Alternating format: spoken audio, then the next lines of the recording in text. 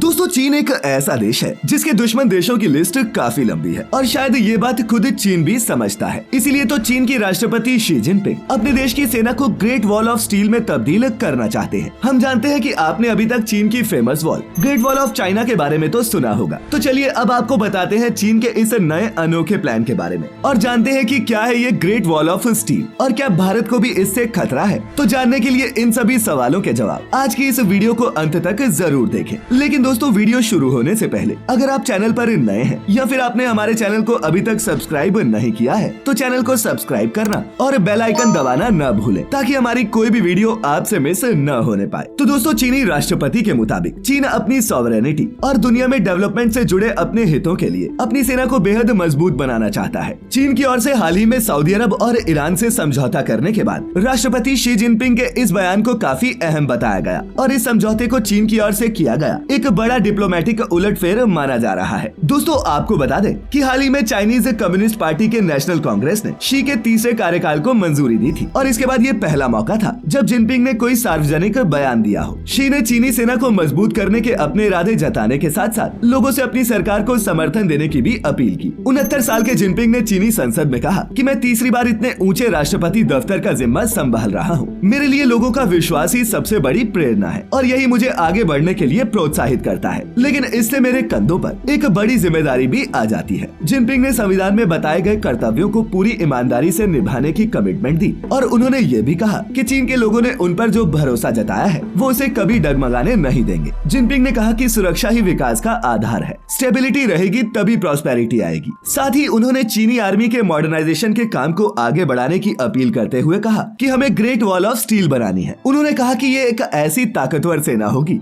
जो अपने देश की सॉवरेनिटी, सिक्योरिटी और विकास से जुड़े हितों की पूरी मुस्तैदी से रक्षा करेगी। बड़ी भूमिका की तलाश में है चीन। अब जिनपिंग की ओर से चीनी सेना को ग्रेट वॉल ऑफ स्टील बनाने वाले बयान से चीन की दीवार की चर्चा भी और तेज हो गई है। चीन के सम्राटों ने बाहरी आक्रमणकारियों से देश की सुरक्षा के लिए ही 20,000 किलोमीटर ये लंबी दीवार बनवाई थी और ये दीवार कई सदियों में बनकर तैयार हुई थी। चीनी सेना को मजबूत करने से जुड़ा जिनपिंग का ये बयान ऐसे वक्त में आया जब अमेरिका और अपने कई पड़ोसी देशों के साथ उनका तनाव बढ़ रहा है। आपको बता दें कि चीन में जिनपिंग अपने पार्टी के सबसे प्रमुख नेता है, ठीक उसी तरह जैसे एक जमाने में चाइनीज कम्युनिस्ट पार्टी के संस्थापक माओ से तुंग माने जाते थे। अब हाल ही में चीन की संसद ने राष्ट्रपति के उनके तीसरे कार्यकाल को मंजूरी दे दी और इसी के साथ साथ उनका नाम सेंट्रल मिलिट्री कमेटी के हेड के तौर पर भी मंजूर किया गया। दोस्तों आपको बता दें कि चीन में सेंट्रल मिलिट्री कमेटी का प्रमुख ही चीन की सेना का सर्वोच्च कमांडर होता है और इसी तरह चीनी राष्ट्रपति और चीनी सेना के सुप्रीम कमांडर के तौर पर 5 साल के लिए उनके एक और कार्यकाल की शुरुआत हुई। शी जिनपिंग को पिछले साल अक्टूबर में तीसरी बार चाइनीज कम्युनिस्ट पार्टी का प्रमुख चुना गया और माओ के बाद जिनपिंग ही वो पहले नेता है जिन्हें 5 साल के 2 कार्यकालों से ज्यादा का समय दिया गया। यूक्रेन युद्ध बंद कराने का है इरादा।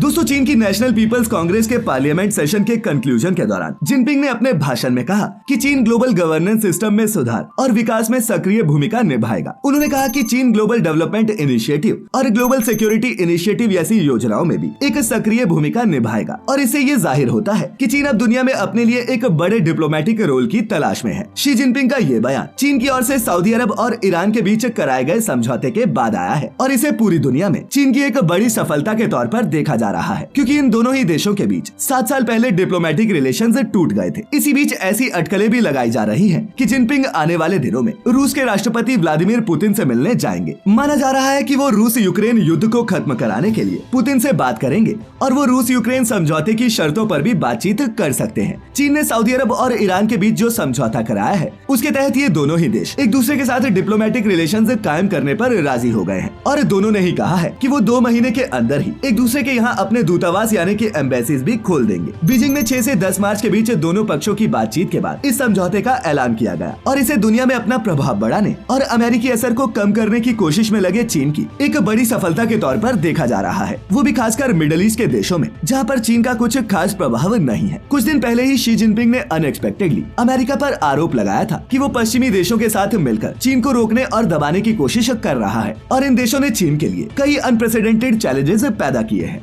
अमेरिका, ताइवान और दूसरे पड़ोसियों को रोकने की कोशिश। दरअसल चीन की संसद के इस सेशन का मेन एजेंडा अमेरिका पर निर्भरता खत्म करने की रणनीति सुझाना था। इस स्ट्रेटेजी के तहत चीन की केंद्रीय सरकार ने 2023 में रिसर्च और डेवलपमेंट कामों के लिए 2% से ज्यादा बजट खर्च करने का फैसला किया है और अब इस पर 328 अरब युआन यानी कि 47 अरब डॉलर्स खर्च किए जाएंगे। वहीं पिछले साल चीन ने अपने रक्षा बजट में भी 7.2% की बढ़ोतरी की थी और लगातार ये 8वां साल था जब चीन ने अपने रक्षा बजट में बढ़ोतरी की हो। अब चीन का रक्षा बजट पिछले कुछ सालों में बढ़कर 225 अरब डॉलर का हो चुका है और ये तो सभी जानते हैं कि ताइवान को लेकर चीन काफी अग्रेसिव है और उसे वो अपना ही हिस्सा मानता है। उसका मानना है कि वो ताइवान से शांतिपूर्ण और बेहतर संबंधों को बढ़ावा देगा। चीन ताइवान में किसी भी बाहरी इंटरफेरेंस का विरोध करता है और वो ताइवानी आजादी के मुद्दे को अलगाववाद की एक्टिविटी मानता है। हाल ही के दिनों में चीन ने ताइवान को मिलाने की दिशा में कोशिशें तेज की हैं। उसने हांगकांग में एक देश दो सिस्टम को आगे भी जारी रखने का वादा किया, लेकिन हांगकांग में आजादी समर्थक ताकतों के खिलाफ कड़ी कार्रवाई के बाद भी नरमी के संकेत नहीं दिए। चीन ने कहा कि वो अपने विकास के रास्ते में न सिर्फ इंटरनेशनल मार्केट और संसाधनों की मदद लेगा बल्कि वो पूरी दुनिया के विकास में भी इनका इस्तेमाल करेगा। शी जिनपिंग ने चीन को एक मॉडर्न सोशलिस्ट देश के तौर पर विकसित करने में मदद की अपील की है और उन्होंने ये भी कहा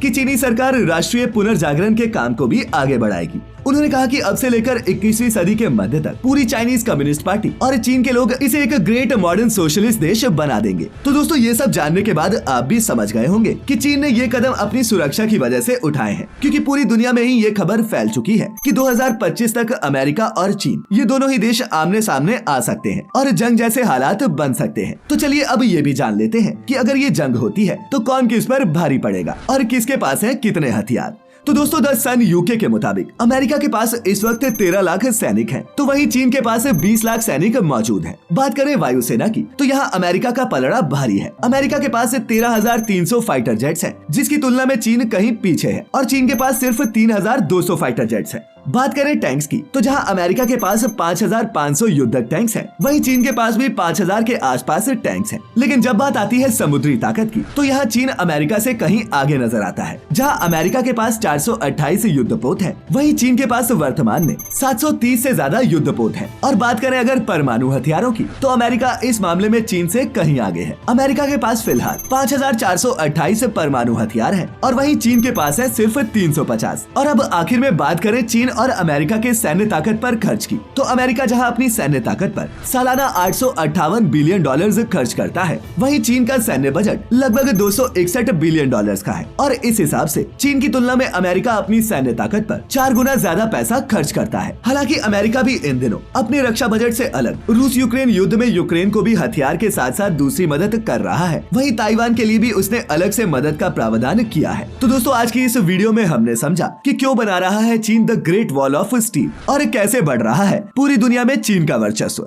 आज की ये वीडियो अच्छी लगी हो तो इसे अपने दोस्तों के साथ भी जरूर शेयर करें और ऐसी सभी इंटरेस्टिंग वीडियोस देखते रहने के लिए हमारा चैनल सब्सक्राइब करना और बेल आइकन दबाना न भूलें। तो फिर मिलेंगे जल्द ही, तब तक के लिए आपका बहुत बहुत शुक्रिया।